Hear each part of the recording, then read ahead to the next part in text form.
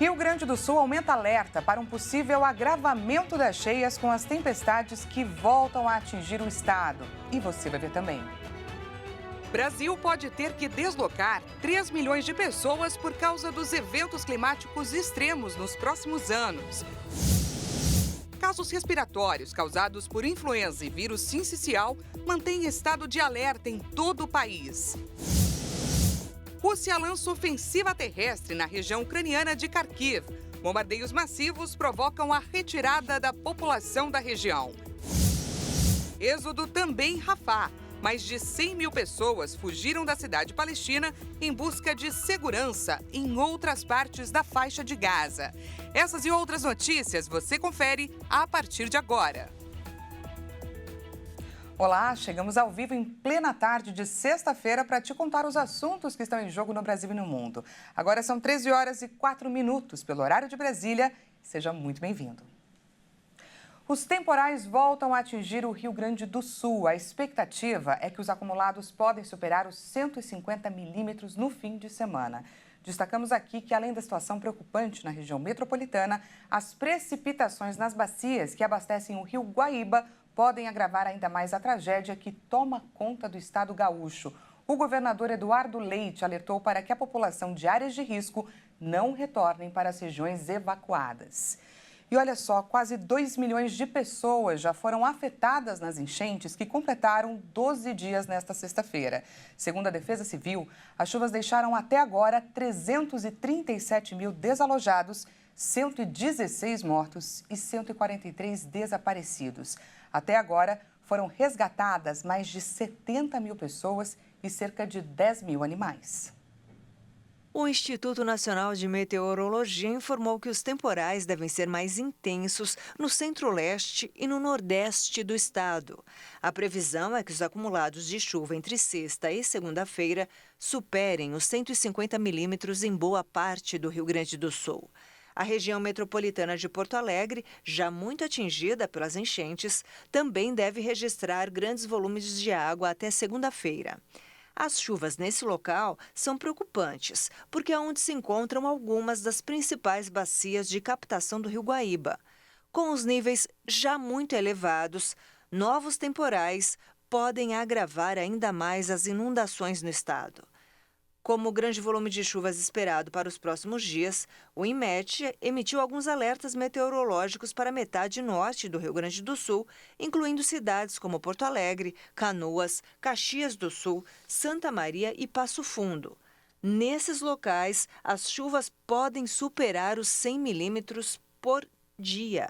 Os ventos intensos devem chegar até 100 quilômetros por hora. As demais regiões do estado estão sob o alerta de perigo potencial, com até 50 milímetros por dia e ventos que não devem passar dos 100 quilômetros por hora. Bom, e se tem um fato que é determinante para o desfecho dessa situação no Rio Grande do Sul, é o clima. As chuvas interferem nos resgates, na expectativa de melhora e na retomada da rotina dos gaúchos. O frio interfere nas chances de sobrevivência dos que ainda esperam por resgate, inclusive no trabalho dos voluntários. Por isso, vamos conferir como fica a previsão do tempo para o fim de semana na nossa entrevista de hoje.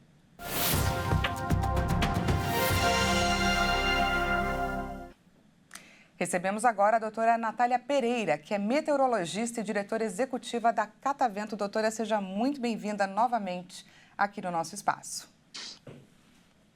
Boa tarde a todos. Obrigada pela nova oportunidade. A gente que agradece a sua disponibilidade mais uma vez. Doutora, primeiro vamos recapitular, a gente conversou na quarta-feira sobre as previsões que apontavam aí para a chegada de mais chuvas, de frio. Você trouxe inclusive uma preocupação com relação aos ventos que poderiam interferir no escoamento das águas pelas cidades.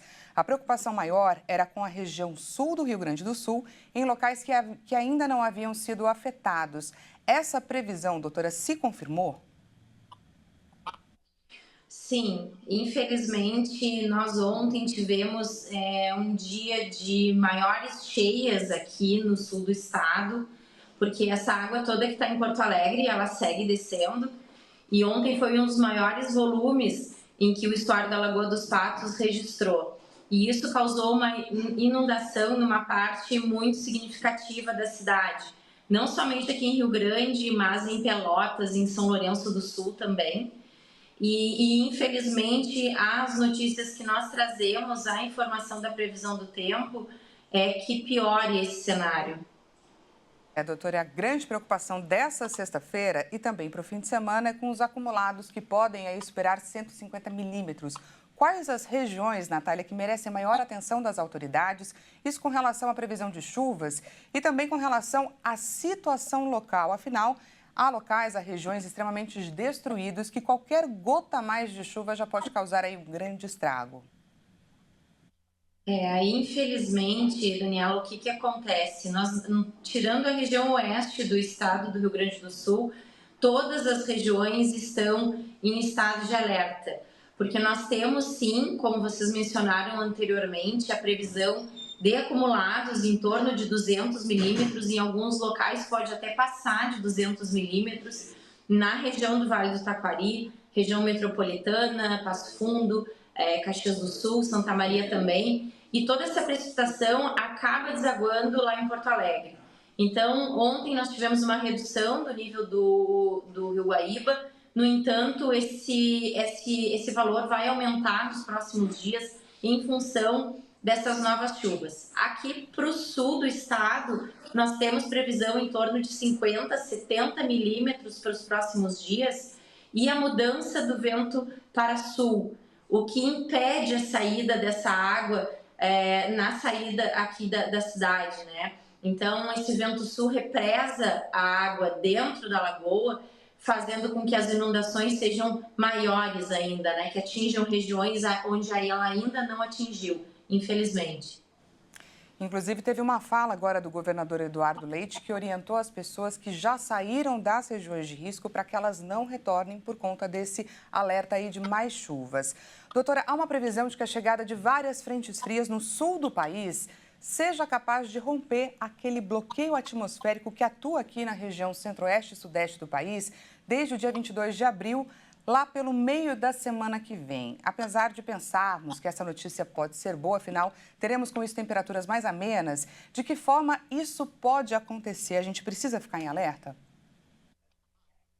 Na verdade, a gente tem essa previsão da entrada de uma nova frente fria nos próximos dias aqui no estado, que vai sim desfazer um pouco esse bloqueio, vai amenizar as temperaturas nas demais regiões do país. No entanto, aqui para nós é positivo pelo fato de que a chuva para, depois desses acumulados significativos para os próximos dias, a chuva para, mas em compensação o vento sul atrapalha esse escoamento da água. Além disso, baixam muito as temperaturas e as consequências desses alagamentos começam a aparecer em outras áreas, como as doenças, né? Esse é um período agora em que as pessoas ficam com muitos problemas respiratórios, estão dentro d'água, como nós vimos ontem, né? Pessoalmente estivemos em algumas áreas ontem ajudando. Então, a entrada de uma frente fria, ela resolve por um lado, mas ela infelizmente dificulta esse escoamento, né? E traz essa questão das doenças para as pessoas também.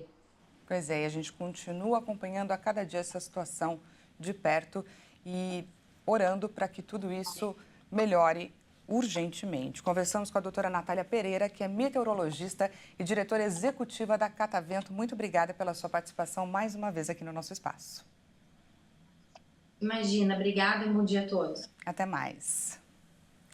E diante do que muitos chamam de o maior desastre ambiental do Rio Grande do Sul, a NASA liberou recentemente imagens via satélite que trazem de forma muito clara como ficou o local após ser invadido pelas águas.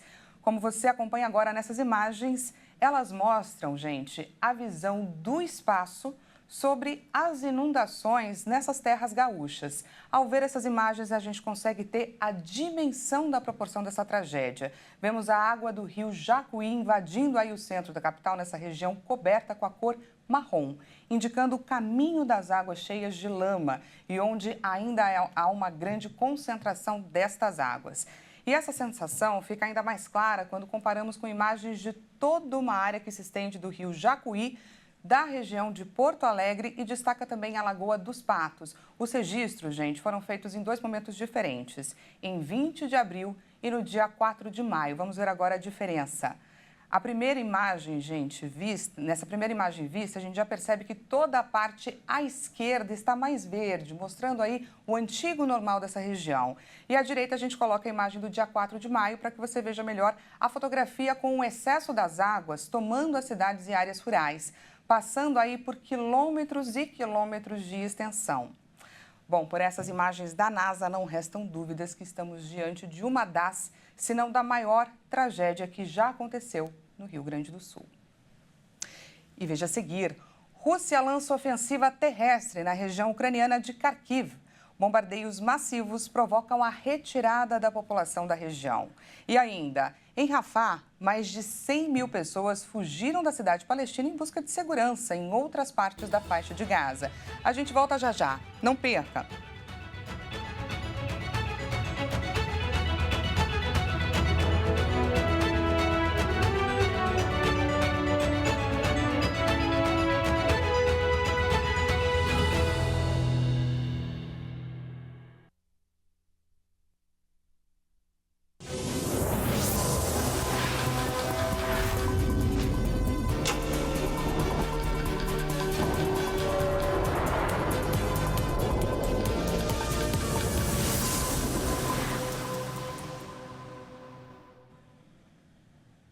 Seja bem-vindo mais uma vez, nós estamos de volta e ao vivo, 1h20 minutinhos pelo horário de Brasília, trazemos mais destaques dessa sexta-feira para compartilhar, é claro, com você.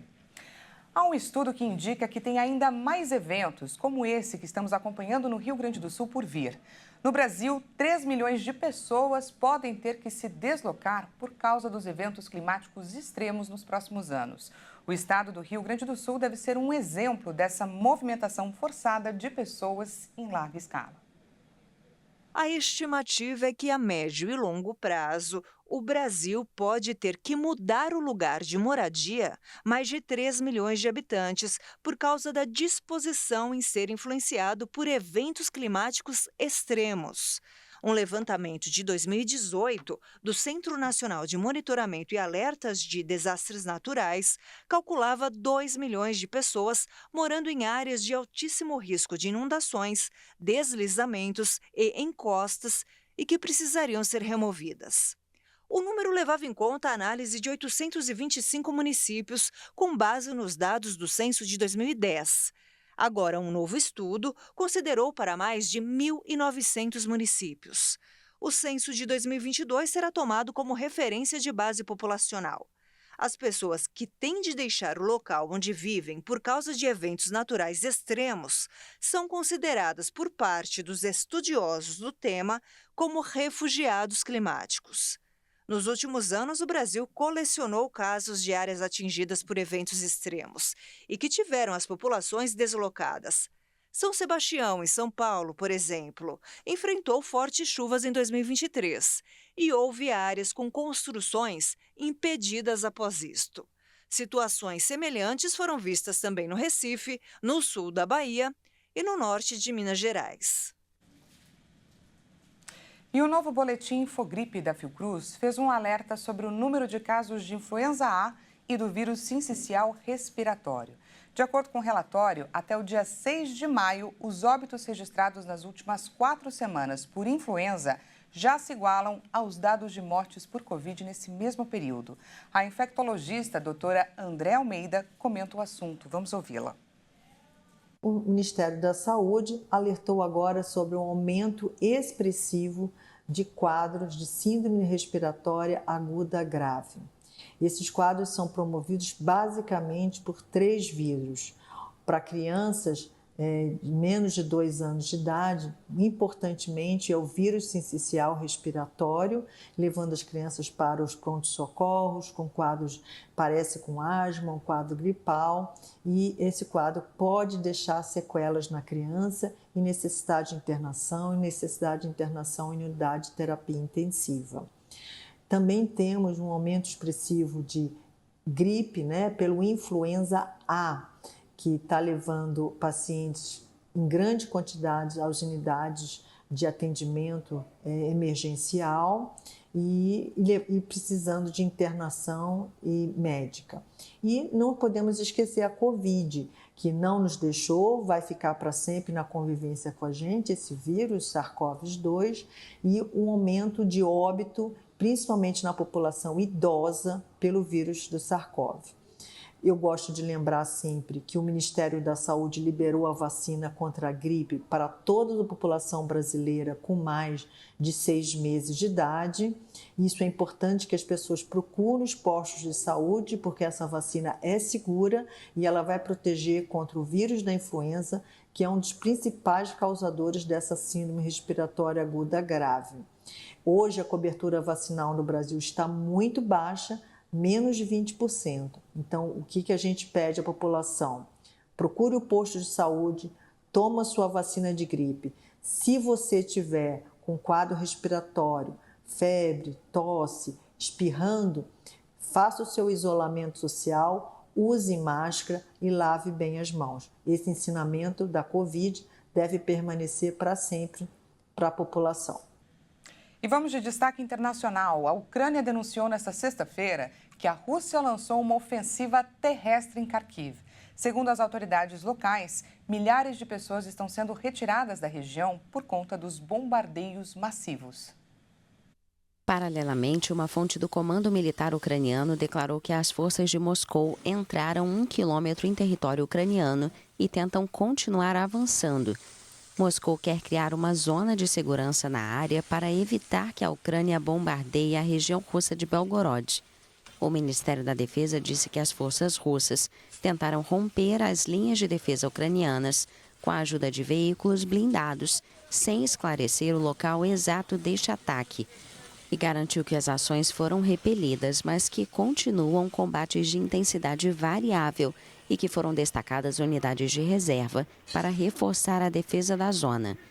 A administração militar local informou que foi iniciada a evacuação de residentes de Volchansk, onde vivem cerca de 3.000 pessoas, e cidades fronteiriças na região de Kharkiv, devido a bombardeios massivos. Uma parte significativa de Kharkiv foi ocupada pela Rússia e depois libertada em 2022. A região fronteiriça e sua capital com o mesmo nome, a segunda cidade do país, têm sido bombardeadas regularmente nos últimos meses. A Ucrânia teme há várias semanas uma possível nova ofensiva russa na área. O exército ucraniano enfrenta dificuldades na frente, enfraquecido pela falta de tropas e pelos atrasos na entrega de ajuda ocidental. Já as forças russas alegaram ter conquistado territórios limitados, principalmente no leste, mas sem alcançar progressos reais. E mais de 100 mil pessoas fugiram da cidade palestina de Rafah em busca de refúgio e segurança em outras partes da faixa de Gaza. Isso porque o exército de Israel ameaça iniciar uma grande ofensiva terrestre na região que pode causar ainda mais mortes. O Escritório das Nações Unidas para a Coordenação de Assuntos Humanitários detalhou nesta sexta-feira que quase 30 mil pessoas fogem da cidade a cada dia e afirmou que a maioria das pessoas teve que se deslocar 5 ou 6 vezes desde o início em outubro do conflito entre Israel e o Hamas, o movimento islamista que governa Gaza.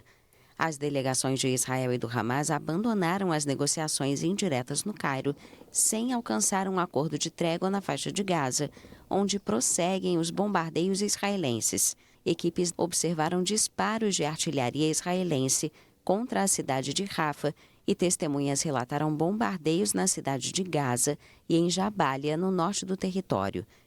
A ONU também alertou que o fechamento por parte de Israel de passagens de fronteira cruciais na faixa de Gaza cortou as principais vias de acesso à ajuda e tornou as operações humanitárias quase impossíveis. Israel fechou a passagem de fronteira de Kerem Shalom entre seu território e o sul de Gaza, pela qual entrava grande parte da ajuda ao território palestino, depois de um ataque de foguetes do Hamas, que matou 4 soldados na região.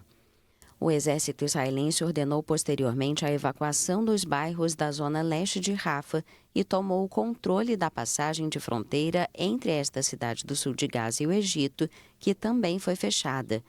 Israel anunciou na quarta-feira a reabertura da passagem de Kerem Shalom, mas a ONU diz que o envio de ajuda continua extremamente difícil.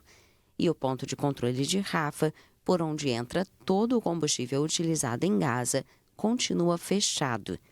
A guerra em Gaza começou em 7 de outubro, com o ataque sem precedentes do Hamas no sul de Israel, que deixou mais de 1.170 mortos, a maioria civis. Em retaliação, Israel iniciou uma ofensiva que já deixou quase 35 mil mortos, a maioria mulheres e crianças, segundo o Ministério da Saúde do território, governado desde 2007 pelo Hamas.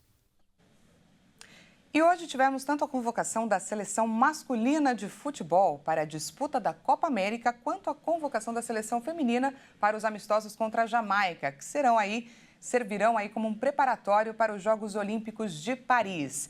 Primeiro, o técnico Arthur Elias convocou suas 26 jogadoras para os 2 amistosos contra a Jamaica. Ambos acontecerão em solo brasileiro, sendo um no dia 1º de junho em Recife e outro no dia 4 em Salvador. O destaque fica com a estreante da seleção brasileira, Bianca, que é atacante do Cruzeiro. O técnico Arthur Elias comentou também como os jogos contra a Jamaica farão aí a função de preparar as meninas para as Olimpíadas de Paris. Ele comentou que possui 35 nomes em mente para a convocação de Paris. Após isso, Dorival Júnior anunciou os nomes da seleção masculina para a disputa da Copa América nos Estados Unidos. Comparado com a convocação anterior para os amistosos contra a Espanha e Inglaterra, podemos dizer que apenas 1/3 da lista sofreu alterações, com destaque na defesa, onde jogadores como Alisson e Militão marcam retorno com a amarelinha, fora a nova oportunidade de Guilherme Arana de mostrar aí o futebol que tem e marcar o seu nome na seleção. Outro destaque é a atual estrela do futebol brasileiro, o Endrick, que novamente garante aí a sua vaga no time. E para quem tem dúvidas, Neymar Júnior se recupera aí de uma lesão e por isso ele não foi convocado. Existe a chance, que o atleta se recupere até o início ou o decorrer da Copa América, mas aparentemente não quiseram arriscar. E vamos de tour por esse mundão afora? Vamos conhecer hoje um pouco mais sobre a Polônia, um dos países mais frios da Europa. Vamos ver. A Polônia é um país grande e bonito na Europa Oriental, com muitas oportunidades de recreação. Muitas atrações culturais foram preservadas aqui: castelos antigos, museus, monumentos da história da Segunda Guerra Mundial. Cracóvia e Varsóvia são famosas por sua arquitetura única, enquanto as áreas rurais cativam os viajantes com paisagens pitorescas e intocadas. No verão na Polônia, você pode relaxar na costa e nadar no Mar Báltico. No inverno, a neve toma conta do país, deixando um tapete branco incrível. Vamos agora então para a Polônia. A nossa viagem com a tecnologia nos leva do Brasil direto para Cracóvia, no sul da Polônia, uma cidade próxima à fronteira, com a República Tcheca. Vemos aí nas imagens o rio Vistula, sendo o mais longo de todo o país. Chama a atenção de vocês para o castelo à esquerda, que além de enorme e imponente, ele também é um museu que atrai, é claro, muito turismo na região. O movimento nessa região está bem baixo, como a gente consegue observar, mas isso pode ser tanto pelo clima de agora por lá, quanto pelo horário. Agora faz 19 graus, vemos aí o céu nublado, mas tem previsão de chuva para mais tarde. No fuso, enquanto aqui são 13 horas e 27 minutinhos, por lá agora 18 horas e 27 minutinhos. Quase noite, a noite já está se aproximando por lá, como a gente pode ver, já começa a escurecer. E assim, com essas imagens, a gente encerra esse jornal de hoje. Muito obrigada pela sua companhia. E não se esqueça que daqui a pouco, a 1 hora e 50 minutinhos, Tabata Porte chega com mais notícias para você. Uma excelente tarde de sexta-feira. Até mais.